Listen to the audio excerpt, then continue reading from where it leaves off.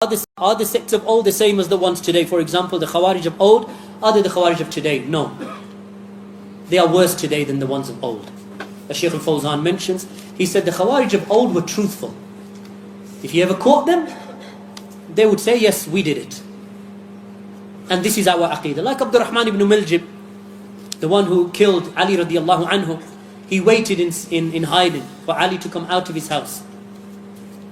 When Ali radiallahu anhu came out of his house, that he sprung upon him and he struck him in his head with the sword and killed Ali. So then Kulthum, the daughter of Ali radiallahu anhu, she screamed out, "O enemy of Allah, you have killed the Amir al-Mu'mineen." He said, well, cry. He said, well, cry then.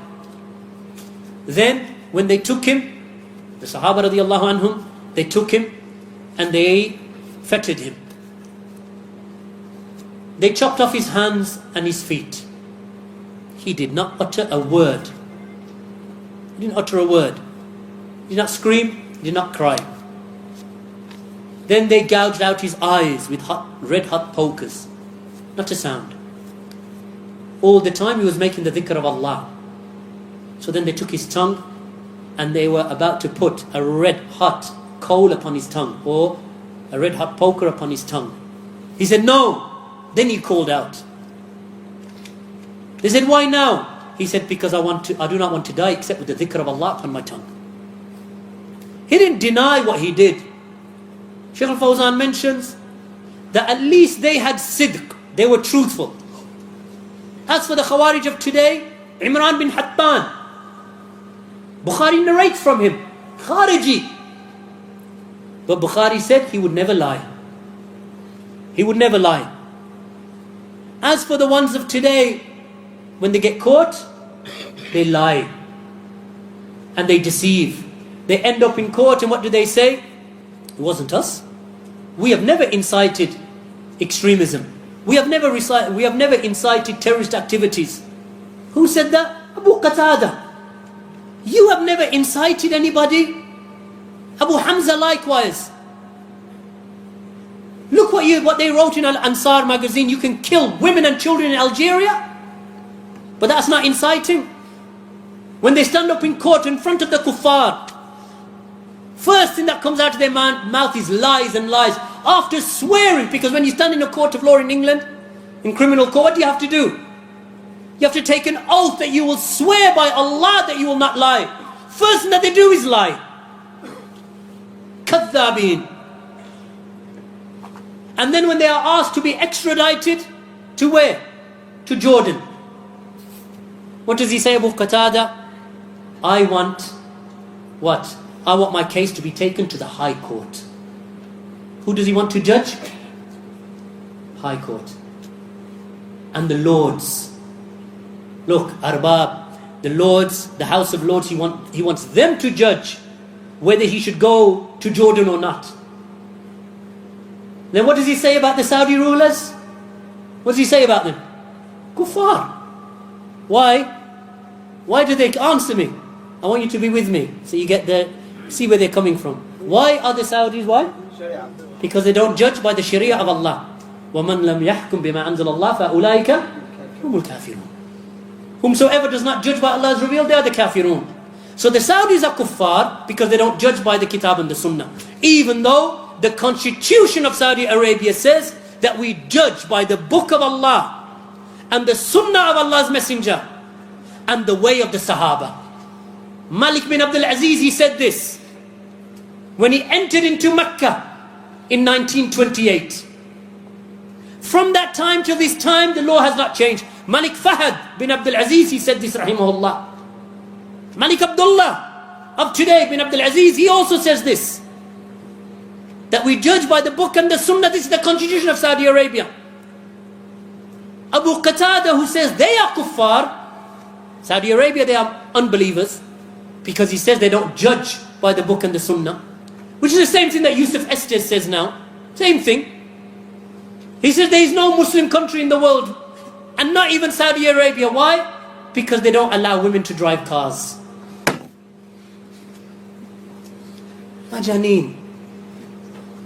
What did the Prophet ﷺ say? Hudatha al-asnan. Sufaha ul ahlam. Young in age, foolish in thought. Even though Yusuf Estes is an old man, but he's a foolish old man. Just because you see a man with a white beard, finding it difficult to walk, doesn't mean he's an alim. Right? Don't be deceived by the ubbad. Don't be deceived by the worshippers. Barakallahu feekum. So now he stands up in court, this Abu Qatada. He says, I want to judge by the High Court and the House of Lords. Can't get anywhere there. I want judgment by the European Court of Human Rights. La ilaha illallah. The last time I looked at the European Court of Human Rights, it didn't mention anything about the Quran and the Sunnah in there. Right? It doesn't mention nothing about returning judgment to the Book of Allah nor the Sunnah of Allah's Messenger. And you know what? He won. Abu Qatada won. He was awarded, I think it was £4,000, because he said, my human rights have been violated.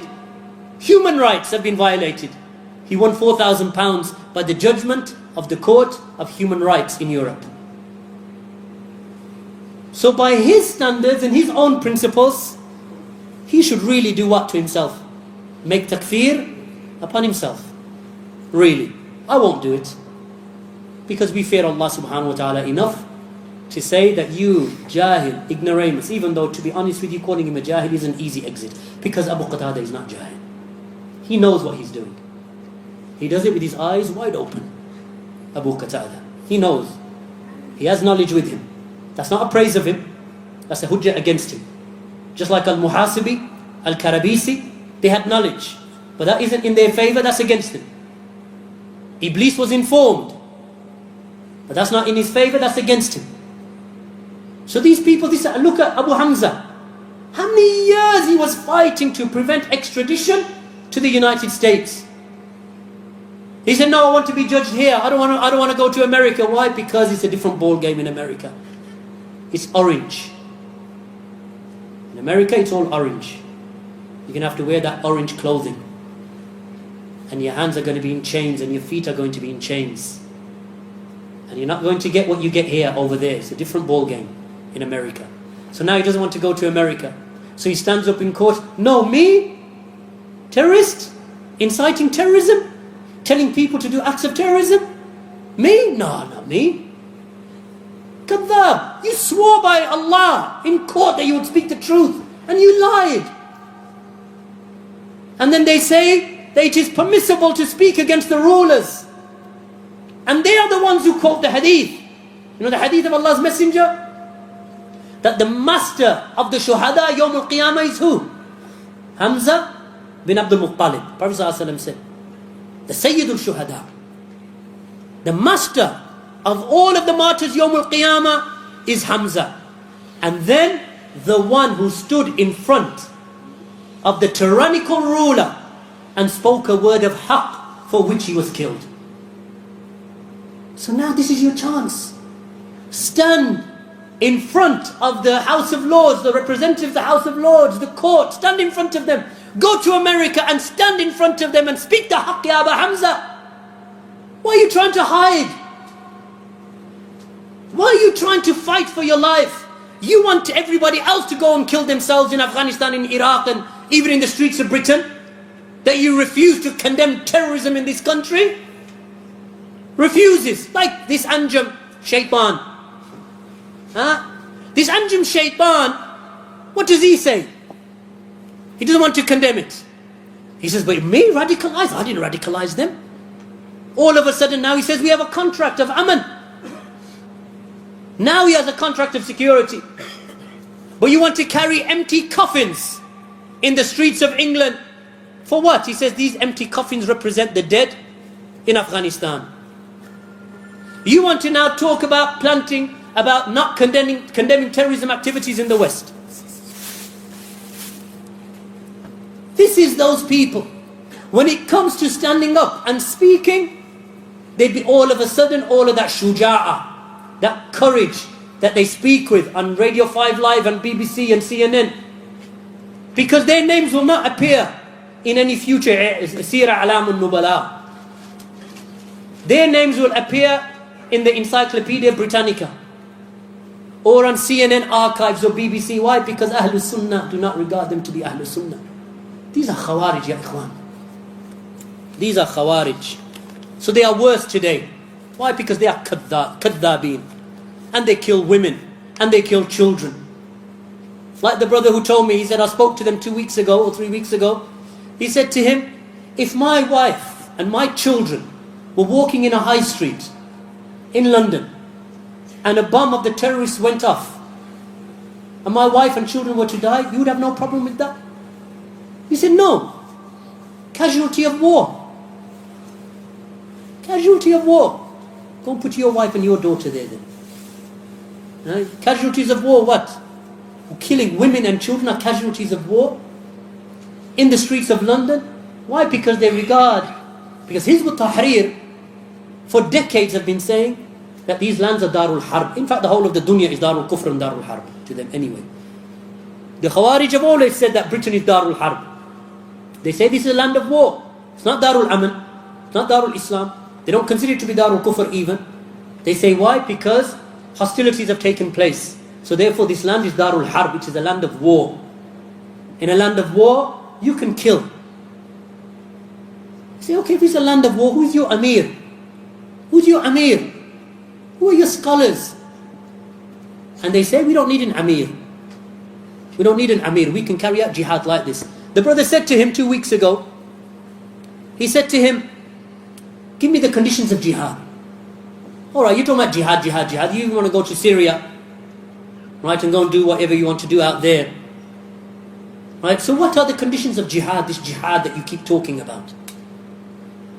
He said, what do you mean conditions of jihad? What do you think? What do I mean by the conditions? The acts in Islam, the ibadat, have shurut. The salah has shurut. From the shurut of the salah is wudu, tahara, istiqbalul qibla, facing the qibla. And not having any najasa upon your body.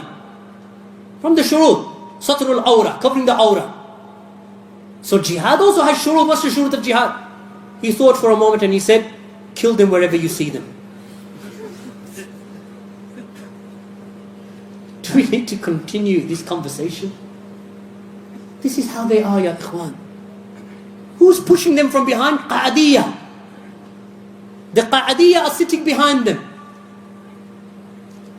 and encouraging them, inciting them, pushing them to do these acts. That's why Anjem Chowdhury can sit in a warm studio in the BBC several days later, or even the day later, and say what he says, and lie through his back teeth. And then the BBC, why? Because he likes high profile. Anywhere he goes, he wants the cameras there. So it is the same cameras that now have turned around and bitten him on the rear. Why? Because the actual killer in Woolwich is seen standing right behind Anjem Chowdhury in one of his demonstrations. Clear, almost like a high definition photograph. And then when they asked him, he said, yeah, actually he did attend my rallies, but that doesn't mean I've radicalized him. What do you do at your rallies except radicalize people and incite them to murder and killing? That's all he does, this Anjem Shaitan. That's all he does, ya ikhwan. I know I'd make the answer short, but anyway.